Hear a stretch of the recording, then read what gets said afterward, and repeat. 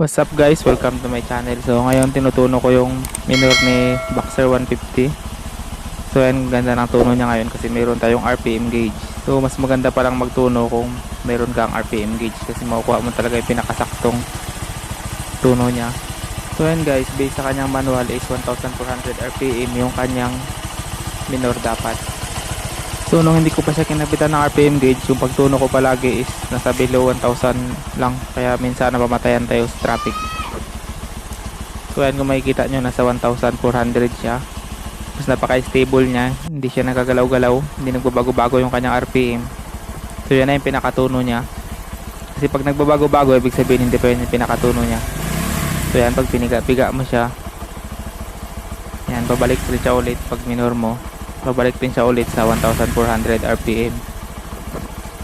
So yun ang kagandahan sa meron kang RPM gauge, mas madali mo siyang maituno. So bali dito sa air fuel mixture screw natin, wala akong ginalaw dyan, naka 2.5 turn pa rin siya.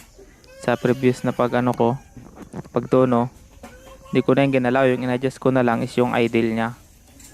So para dun sa mga hindi pa nakakaalam kung paano mag 2.5 turn sa air fuel mixture screw natin, so ibalik muna natin siya sa sarado. So yung pagsara sa air fuel mixture screw natin is pa-clockwise. So ikutin muna natin yan siya ng pa-clockwise. Yan, pa-clockwise hanggang magsara siya. So bago tayo magbilang ng 2.5 turn, pabalik pa counterclockwise. Tapos kapag huminto na siya, so wag nyo nang pipilitin pa kasi baka mabali yung needle sa loob. So yun na yung pinakasarado niya. Tamang huminto lang siya. Tapos magbilang na tayo ng pabalik pa counterclockwise. Yan, kalahati, isa't kalahati. So 2 turn, then yan, 2.5. So yan na yung 2.5. So pwede rin mag 2 turn lang kayo. Yung 2 turn naman kasi is optimal pa rin siya pero papunta na siya sa lean mixture. Yung 2.5 naman is optimal siya pero papunta na rin siya sa rich mixture. So kung gusto nyo medyo matipid sa gasolina, sa 2 turn lang kayo. Tapos dito ko na lang in-adjust sa idle screw para makuha ko yung pinakamagandang RPM niya, 1400 RPM na pinaka-stable. Sa idle screw naman is baliktad yung ikot. Pag pa-clockwise ka, yan, pag pa-clockwise ka, pampalakas ng idle. Pag pa-counterclockwise ka is pababa ng idle. So yun lang siya guys, ganoon lang kadali timplahin yung tuno ng carburetor natin.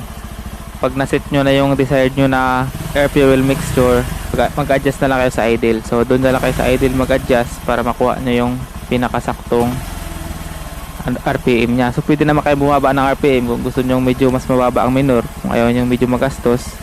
Kaso lang minsan namamatayan ng makina pag sa traffic. So yun na nga guys, kahit kickstart lang, madali siyang paandarin kapag maganda yung pagkatuno ng ating carburetor. So subukan nating patayin at paandarin ulit. So yan, i-kickstart ko lang. So ayan, umandar na kagad siya. So bago mo pala ituno yung carburetor mo, kailangan i-warm up mo muna yung makina, at least mga 3 minutes mo siyang pinaandar para uminit yung makina. So ayun lang guys, kung may natutunan ka sa video ito, huwag mo kalimutang mag-subscribe at i-click ang notification bell para sa mga susunod pa nating video. Always ride safe.